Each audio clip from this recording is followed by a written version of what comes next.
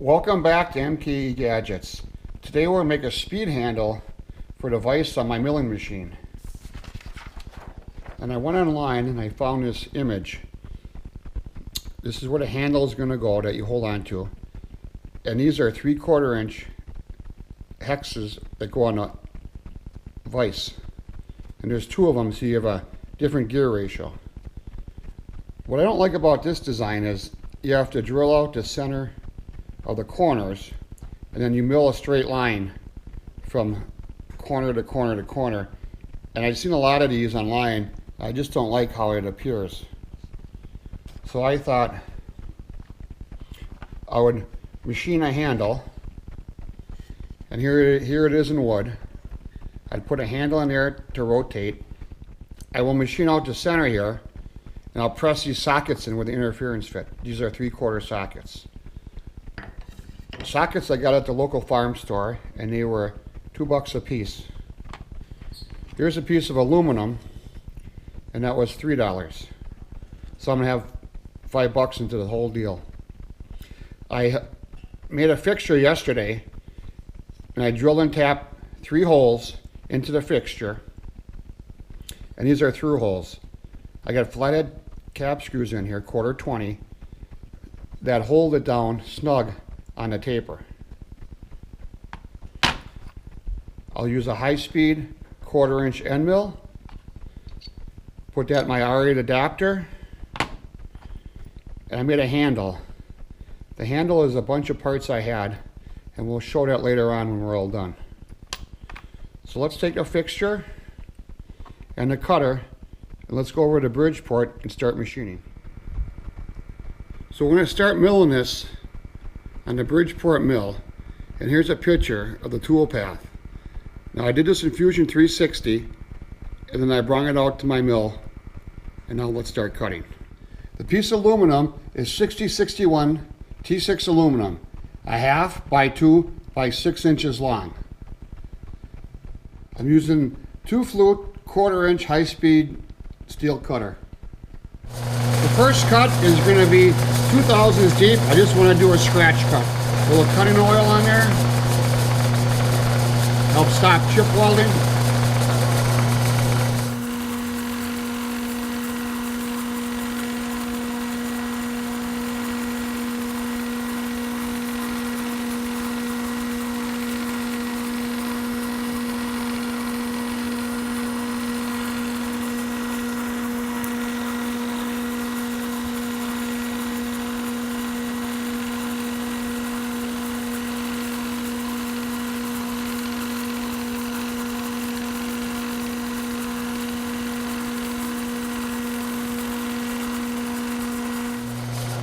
Now we'll go down 25 thousandths.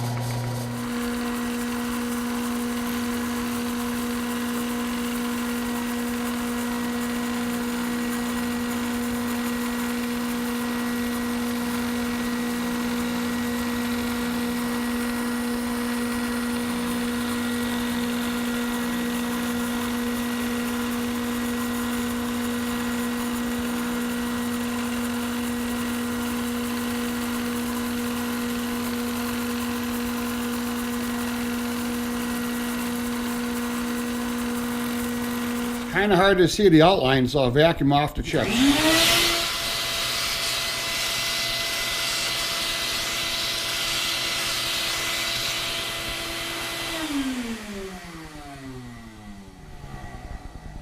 You can kind of see the outline here.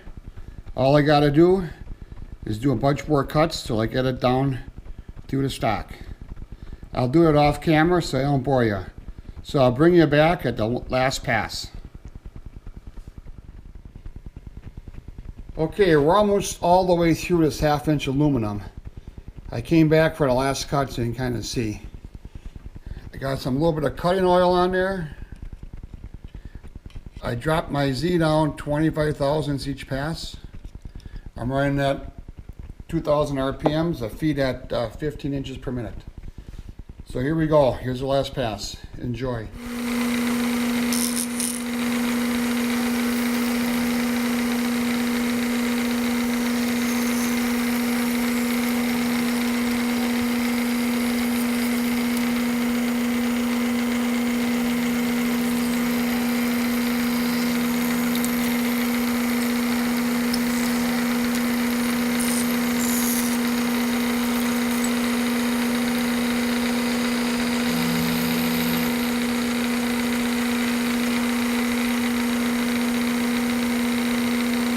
So it cleaned up pretty good all the way around.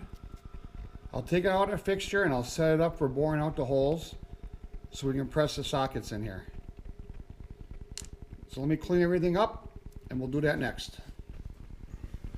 So I have a 1/2 inch 2-flute high-speed end mill and I'm gonna mill a pocket here. I checked the outside diameter, both of my sockets, and they're different. So I have to do them one at a time.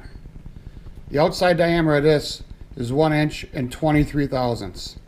So I'm gonna mill this pocket. I'm shooting for 1 inch 20 thousandths, and that gives me a 3 thou interference fit. I did a test cut 2 thousandths deep and it looks pretty good. I measured it with my calipers and I'm right on size.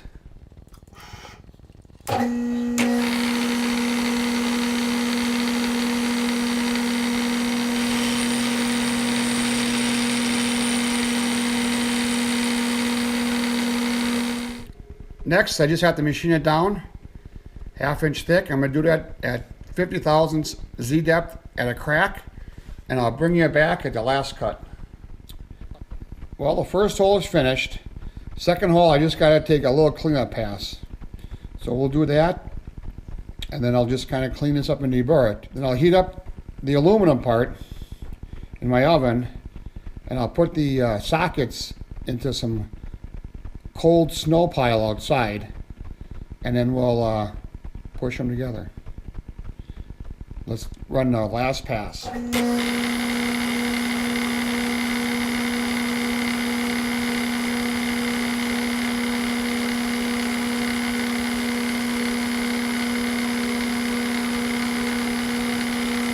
Now, in order to get a nice press fit, I'm going to put the aluminum in the oven, warm it up so it expands.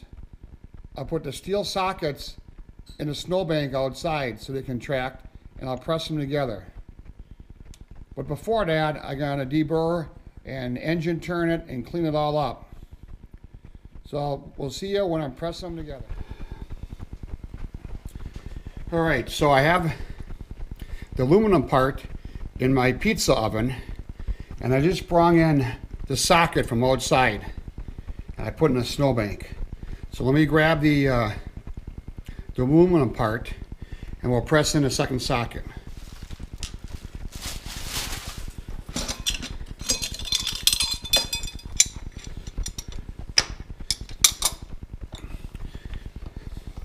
I don't want to touch the socket with my hand because I don't want it to warm up until it gets into the part. So you got to kind of work fast here.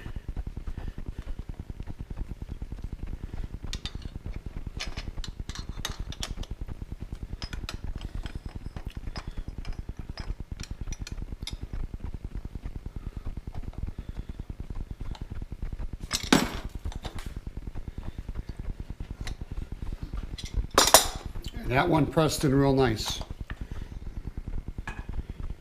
Okay, with my curved vise, this is the original handle that came with the vise. Pretty heavy duty, really nice. Sometimes it's a little bit too heavy duty. A little while ago, I put a golf ball on the end of this wrench that has a swivel socket. And that works out pretty nice. It fits real good in your hand when you're swinging around. And today we made a 2-position speed wrench with some sockets. I think it turned out pretty good. So you got one position, and then if you want to change the position, this maybe it goes a little bit faster, a little bit easier. This could be my could be my new favorite one. So at the beginning of the video, I said I'd show you how I made this handle, and it's all scrap pieces. I probably spent more time looking for parts for the handle than I did anything else. So let's take it apart here, and it's just some stainless steel 1/4-20 button head cap screws from a nylon washer, an aluminum tube, and inside is a piece of Delron. I need about 2 inches of this one time, and I had to buy a 4-foot section, so I've been trying to use it up. But the diameters were kind of loose, so I put an O-ring in there. I took it on my lathe and I made a groove for the O-ring. It fits in pretty good. Stainless steel button head cap screw on the end with a washer so it doesn't fall off. Nylon washer stops the aluminum of the body and aluminum of the handle from rubbing against each other and makes it a little more easier to turn. So I don't know. This could be my my new favorite. Works really nice and easy. So that's all I got today from MKE Gadgets. Hope you enjoyed this video. Please subscribe. If you like it, tell your friends. MKE Gadgets out.